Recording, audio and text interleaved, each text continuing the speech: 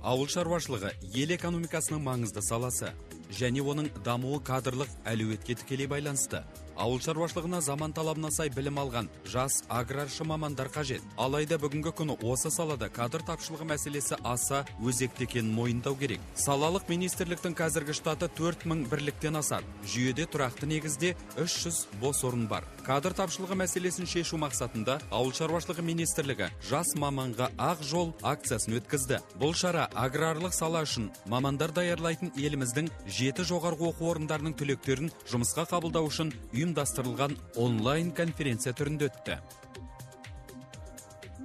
Цель проведения вот этой акции «Жас маманға ақ жол» состоит в том, чтобы Жас маманға ақ жол шарасын өткізудегі мақсат Қазақстандағы аграрлық оқу орындарының ең белсенді, табысты, батыл түлектерін Ауыл шаруашылығы министрлігінің жүйесіне жұмысқа тарту. Біз бұл жерде орталық аппарат туралы ғана емес, жалпы жүйе туралы айтып отырмыз. Оған біздің екі комитеттің аумақтық бөлімшелері де кіреді. О всей системе, то есть это наши территориальные подразделения наших двух комитетов. Бейнеконференция барысында 500-ге жуық бастамашыл және жауапты студент Ауыл шаруашылығы министрлігінің қызметімен қысқаша танысып шықты. Ведомство қызметкерлері виртуалды қонақтарға орталық аппараттың құрылымы, саланың жұмысы, қызметте өсу мүмкіндіктері туралы әңгімелеп, сұрақтарға жауап берді. Бүгінгі видеоконференция маған өте ұнады. Ұнаған себебі, өйткені осы видеоконференцияда Қазақстан басқа аудандарының студенттері қатысты. Көптен бері бізді мазалап жүрген сұрақтарға жауаптарын таптық.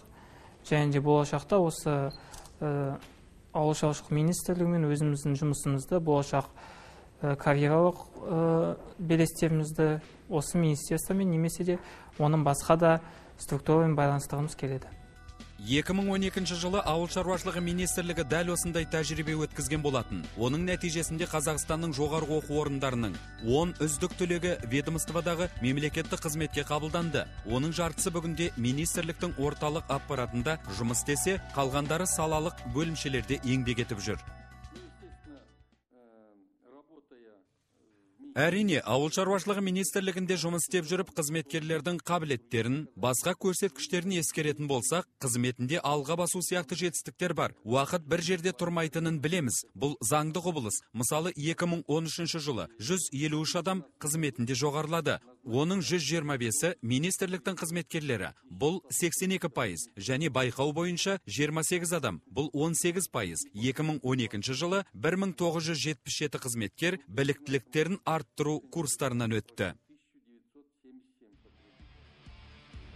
Бұл жерде жас мамандар туралы сөз болып отыр. Министрлікте білім сапасы және еңбекқор қызметкерлер ең бастысы таңдаған саласына адал болу жоғары бағаланады. Ондай жастар аз уақыт ішінде кәсіби біліктіліктерін шыңдап, тәжірибе жинап, ведомстводағы қызметі барысында лауазымды қызметтерге дейін өседі.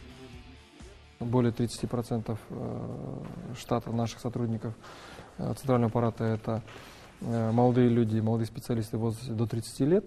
И наша практика показывает, что когда мы принимали... Орталық аппарат қызметкерлерінің 30%-дан астамы 30 жасқа дейінгі жас мамандар, және тәжірибе көрсетіп отырғандай үздік студенттерді жұмысқа қабылдау саясатымыз дұрыс. Өйткені оқуда озат болған түлектер жұмыс істеген кезде де алда болып, тиімді, оперативті әрекет етеді. Қазір біз жас мамандарды тартып, кадрлар ұстаханасын құрғанымыздың нәтижесін көріп отырмыз. Алайда мамандардың өндірістік тәжірибесі де болу керек екені түсінікті. Сондықтан біз қызметте өскен мамандардың үлгісін де көрсетуге тырыстық. Өйткені бүгінде біздің министрлікте табысты қызмет етіп жүргендердің көбі аумақтық инспекцияларда жұмыс істеуден бастаған.